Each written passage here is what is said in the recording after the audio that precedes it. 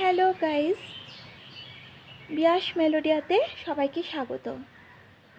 Welcome to my Beas Melodia page and Beas Melodia YouTube channel also. Rath Yatra উপলক্ষে অনেক গান আসবে, সেই গানগুলো আজকেই আমি গেয়ে এসেছি। একটা আমাদের সবার ভগবান বিশ্বকবি রবীন্দ্রনাথ ঠাকুর এবং তার পিতা দেবেন্দ্রনাথ ঠাকুরের কাঁচ মন্দির, উপাসনা মন্দির, ওখানে সামনে দুটো রবীন্দ্রসঙ্গীত গেয়েছি, মানে দুঃসাহস করেছি বলা যায়, দুঃসাহস করেছি ওই উপাসনা মন্দিরের সামনে। আর সেটাও পোস্ট হবে, সেটা সম্ভবত আজকাল পোস্ট হবে। আর বাকি সঙ্গীত ভবন বলে ওখানে যে কলাক্ষেত্র সঙ্গীত ভবন বলে ওখানে যে বিভাগ আছে, যেখানে সব কিছু শিক্ষা দেওয়া হয়, ক্লাস হয় সঙ্গীত ভবনে, সঙ্গীতের ক্লাস হয়, এখানে বড় বড় গায়ক গায়িকা তৈরি হয়। কলাক্ষেত্রে বড় বড় আর্টিস্ট তৈরি হয়, কলা ভবন বলে একজন থাকে, মানে একটা মানে বিভাগ আছে। তো প্রত্যেক বিভাগ আছে, সেরকম সঙ্গীত ভবনে সঙ্গীত যেখানে শেখানো হয়, যেখানে সঙ্গীতের বড় বড় মহান গুরুরা সকলকে শিক্ষা প্রদান করে, সেই সঙ্গীত ভবনে আমি দুঃসাহস করলাম, গান বলেই বলছি, দুঃসাহস করলাম কতগুলো মা সরস্বতী লতা মার গান গাওয়ার, মা সরস্বতী লতা মার গান গাওয়ার দুঃসাহস করলাম। এই জন্য বলতেও একটু ইতস্তত বোধ করছি, তাও দুঃসাহস করলাম, কারণ কোথায় জায়গা পাবো। তো আমাকে একজন দেখালো যে এই জায়গাটাই আপনার ভালো হবে, তো সেই জন্য ওই জায়গাটাই আমি কতগুলো গান মিউজিক দিয়েও করেছি, লতা মার মা সরস্বতীর গান। আর কতগুলো দুটো আমি খালি গলায়ও গান গেয়েছি। ওখানে হঠাৎ করে এক কলা ভবনের ছাত্রী, আমার বোনই পাতালাম, তার সাথে আলাপ হয়ে গেল। সে আমার গান শুনছিল খুব মন দিয়ে, মানে ভাবছিল ও আমি সঙ্গীত ভবনেরই ছাত্রী, আমিও ছাত্রী। বললাম নাম সঙ্গীত ভবনের ছাত্রী নয়, এখানে গান করতে এসেছি। আমাকে কত ভালোবাসা দিল। সে ভিন্ন জাতির, নেপালি কি চীনা আমি ঠিক জানি না, তো খুব সুন্দর দেখতে, খুব মিষ্টি মেয়ে, আর অনেক গুণী। কলা ভবনের এক বিশাল মানে কলাক্ষেত্রেও তো খুব নাম করা কলা ভবন, তো ওখানের এক আর্টিস্ট হবে, ও ভবিষ্যতের বিরাট বড় নাম করা আর্টিস্ট হবে। অনেক ব্লেসিং করে দিলাম, আশীর্বাদ দিলাম, বেস্ট উইশেস দিলাম। খুব ভালো মেয়ে, তোর সাথে আলাপ হলো, ওর আমার গান খুব পছন্দ হয়েছে, খুব সুন্দর বলেছে, অনেক কমপ্লিমেন্ট দিয়েছে, ভালো লেগেছে এবং শুনেছে, মন দিয়ে চুপটি করে আমার গান শুনছিল, আমি গাইছিলাম। এটাই আমার কাছে অনেক বড় কথা। আজকে একটা নতুন ছোট্ট বান্ধবী প্লাস ছোট্ট একটা বোনের সাথে আলাপ হলো। সেও ভেবে নিয়েছে আমি সঙ্গীত ভবনের ছাত্রী।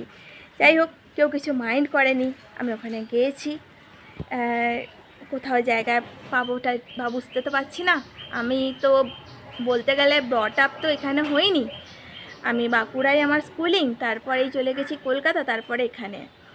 তো ব্রট আপটা আমি এখানে নই। তো আর ব্রট আপ পরে ছোটো থেকেও আসলেও, মানে আমি অতটা সব জায়গা সম্বন্ধে, মা যতটা জানে, মা যেহেতু পিএইচডি ডক্টরেট করেছে এখান থেকে, বিশ্বভারতী থেকে, আমি অতটা সেরকম আমার নলেজে নেই। তাই জন্য আমাকে পরামর্শ দিল যে এইখানে সঙ্গীত ভবনের এই গাছপালা আছে, এই জায়গাটা আপনার নিরিবিলি হবে, এখানটা ভালো করে গাইতে পারবেন। তো এক ভদ্রলোক, তাই জন্য করলাম। তো এটাই বলি যে সব গান একসাথে আসবে না, একটা দুটো করে আসবে। আর ভুল ত্রুটিতে বারবার বলি, আমি একটা অতি নগণ্য একজন মানুষ, অতি তুচ্ছ, মানে লজ্জা লাগে, আমার ফ্যামিলিতেও লজ্জা লাগে, এটা আমার শুনতে হয়, কারণ আমি গান শিখিনি, তো প্রথাগত শিক্ষা নেই। কিন্তু রবীন্দ্রনাথের ঠাকুরের কথাই যদি বলি, আমি আজকে ওখানেই গিয়েই তো গান করে এসেছি।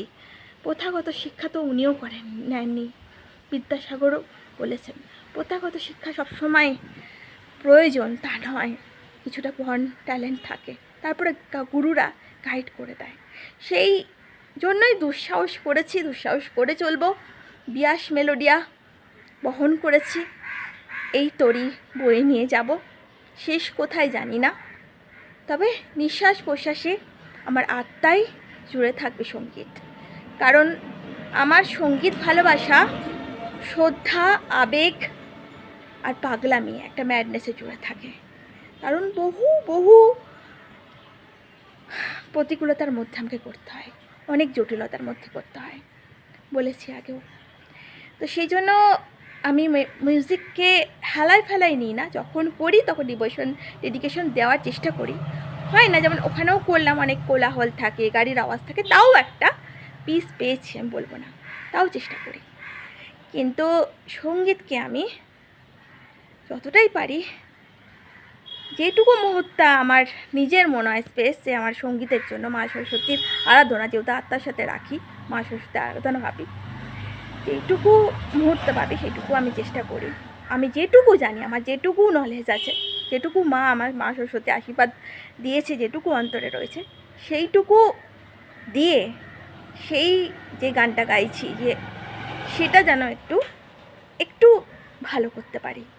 পারফেক্টের তো সীমা নেই, আর শেখারও শেষ নেই, মানে একটু ভালো করতে পারি। ভুল ত্রুটিতে আমি মুলছি, সবাই গুরুজন আমাকে ক্ষমা করে দিও।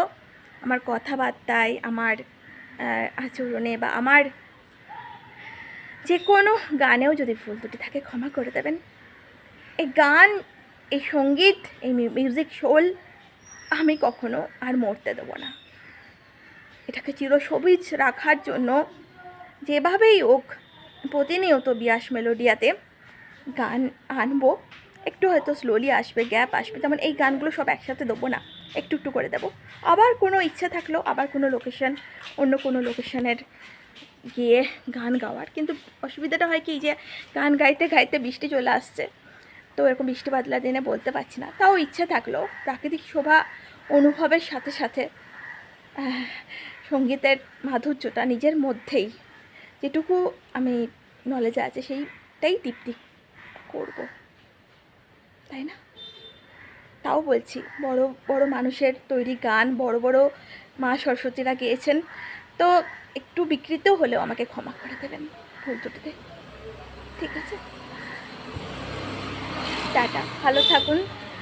রথযাত্রা সবার ভালো কাটুক, উল্টো রথযাত্রাও সবার ভালো কাটুক, উল্টো রথযাত্রাও গান আসবে, আর এর মধ্যে সব ধীরে ধীরে সব একটা 1 by 1 পোস্ট হবে, ঠিক আছে?